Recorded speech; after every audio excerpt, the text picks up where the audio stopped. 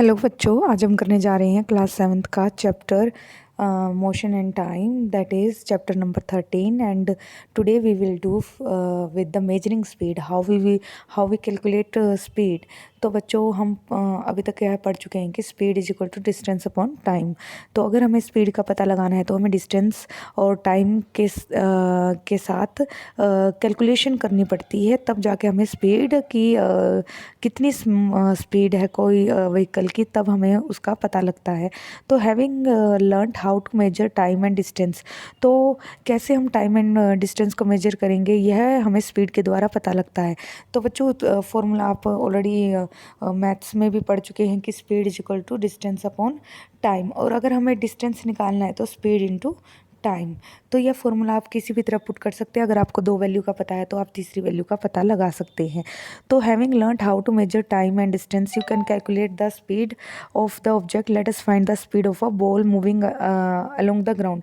तो बच्चों अब हमने एक्टिविटी 13.3 से शुरू करना है। Let's start with the activity 13.3।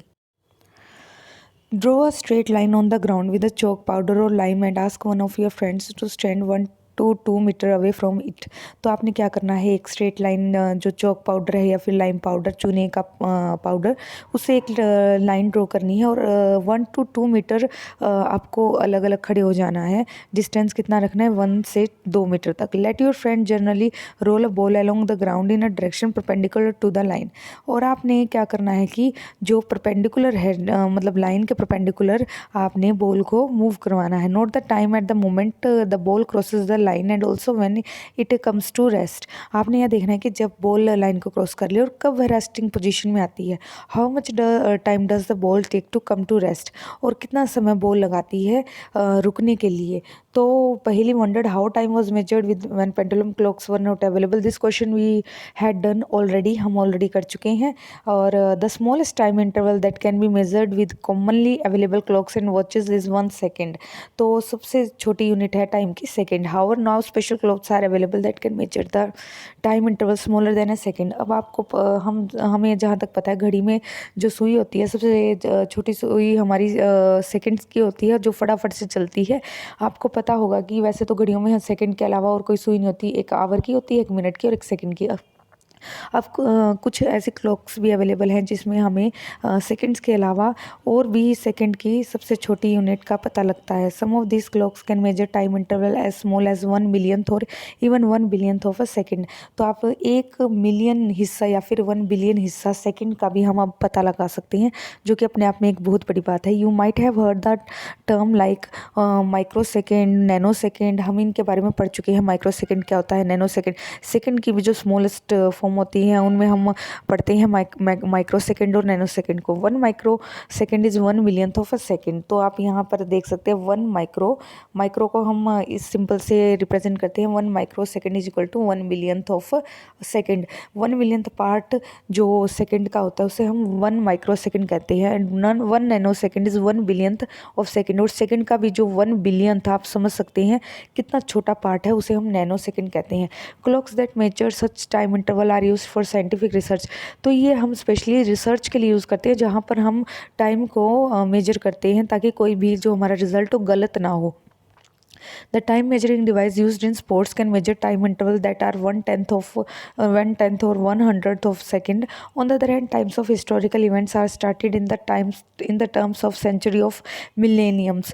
तो इस तरह से हम सेकंड्स की भी छोटी से छोटी यूनिट होती है जिससे हम टाइम को बहुत ही एक्यूरेट कैलकुलेट कर सकते हैं। The ages of stars and planets are often expressed in billions of years. तो आपको पता है कि जो स्टार्स और प्लैनेट्स की जो एज है, कितने पुराने हैं, हम उन्हें मतलब कितने साल पुरानी हैं, तो आपको पता है billions of years ago our galaxy had made.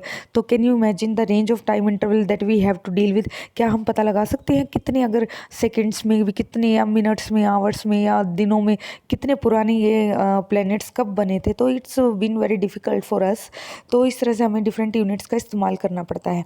तो बच्चों आप यहाँ देख सकते हैं सन डायल एट जंतर मंतर। अगर कभी आपने दिल्ली विजिट किया हो तो आप ज़रूर जाकर देखिए। जो हमें बताता है कि समय के बारे में।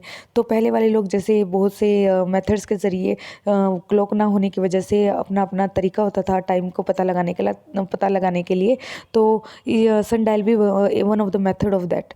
तो सैंड क्लॉक एक ये भी ग्लास की एक इंस्ट्रूमेंट्स होता था जिसमें सैंड भर दिया जाता था और उसको इस तरीके से भरा जाता था कि एक पैर ख़त्म हो जाती थी तो सैंड क्लॉक ख़त्म हो जाती थी। इससे हमें पता लग जाता था कि सैंड क्लॉक के ज़रिए टाइम का। ऐसे वाटर क्लॉक होती थी कि वाटर क्लॉक में भी हम आप देख सकते हैं कि एक वाटर भरा हुआ है एक बिकर नहीं एक बर्तन में, और वहाँ से हम पता लगाते थे कि जैसे जैसे सन मूव करता है अभी कितना टाइम हो चुका है। Some ancient time measuring devices, तो there is a water clock, sundial at Jantar Mantar and sand clock. Measure the distance between the point at which the ball crosses the line and the point where it come to rest. जैसे कि हम already activity कर रहे थे तो आपने देखा ये बच्चा बैठा हुआ है, इसने यहाँ पर एक सैंड से लाइम पाउडर से एक लाइन लगा दी है और उसके बिल्कुल परपेंडिकुलर बॉल को हिट किया है, पुश किया है, ठीक है। तो record that measurement in table 13.3 नीच calculate the speed of ball. आपने स्पीड कैलकुलेट करनी है। तो you may know like to compare your speed of walking और cycling with that of your friends. तो कई बार आप क्या करते हैं, साइकिलिंग करते हैं तो अपनी साइकिल पर एक वो आप मेजरिंग क्लॉक लगा सकते हैं, उससे आपको पता लग जाएगा आप कितने डिस्टेंस चले हैं और कितने सेकंड्स में पहुंच गए हैं। तो आजकल बहुत से लोग एक्सरसाइज करते हुए अपनी ये जो रिस्ट वॉच है उसके ज़रिए पता लगाते हैं उन्होंने डिस्टेंस कितना कवर किया है और कितने सेकंड्स में या मिनट्स में कवर किया है। इससे उनकी जो रेसिंग स्किल होती है वो भी काफ़ी बढ़ जाती है। You need to know the distance of the school from your home और फ्रॉम सम अदर पॉइंट। तो इस तरह से आपको अपने स्कूल का डिस्टेंस भी पता लग जाता है। Each one of you can then measure the time taken to cover the distance and calculate your speed. तो आपको स्पीड पता लगानी है तो आपको डिस्टेंस और टाइम का पता होना ज़रूरी है। It may be interesting know how मंगेस्ट use the fastest speed of some living organism are given in table 13.4 in kilometre per hour. You can calculate the speed in metre per second. तो बच्चों अगर हम बड़ी units में calculate करेंगे तो हमारे लिए ईजी रहेगा। जैसे हमें कुछ यहाँ पर चीज़ों के नाम लिखने हैं जो उनकी स्पीड लिखनी है और कितने डिस्टेंस को कितने टाइम में कवर कर रही हैं तो उसके बारे में लिखना है। तो distance move and time taken by moving ball. तो यह तो बच्चों ऑलरेडी आपने फिल करना है थ्रू एक्टिविटी कि आपको बॉल मूव करवानी है और आपको ये देखना है डिस्टेंस बढ़ाते जाना है और आपने देखना है कि टाइम कितना लग रहा है और इस तरह से स्पीड कैलकुलेट करनी है। अब बात करते हैं रॉकेट्स की, लॉन्चिंग सैटेलाइट्स की into earth orbit often attain speeds up to 8 kilometre per second. तो आप देख सकते हैं 8 किलोमीटर एक सेकंड में वो रॉकेट 8 किलोमीटर कवर करता है, तो अपने आप में बहुत बड़ी बात है। On the other hand tortoise can move only with the speed of about 8 centimetre per second. वो सिर्फ 8 सेंटीमीटर ही जाता है एक सेकंड में। तो can you calculate how fast is the rocket compared with the tortoise. तो बहुत आप देख सकते हैं टोटोइज और रॉकेट में कितना अंतर है। एक सेकंड्स में अगर बात की जाए तो 8 किलोमीटर कवर कर रहा है रॉकेट और सिर्फ 8 सेंटीमीटर कवर कर रहा है tortoise. Once you know the speed of an object, you can find the distance moved but by it in a given time. All you have to do to multiply the speed by time, thus distance covers speed into time.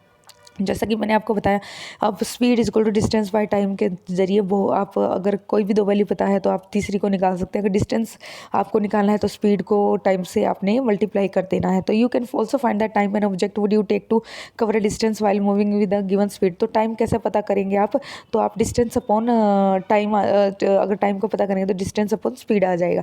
तो इस तरह से आप फॉर्मूले के ज़रिए speed, distance, time तीनों को पता लगा सकते हैं। तो बच्चों आज हम इतना ही करेंगे। आप पहले ये एक्टिविटी फिल कीजिए। यह एक्टिविटी बहुत ही आसान है, आप घर पर कर सकते हैं और इस कॉलम को फिल करें और कैलकुलेट करके अपनी एनसीईआरटी बुक में इस टेबल को फिल करें। आज के लिए इतना ही, धन्यवाद।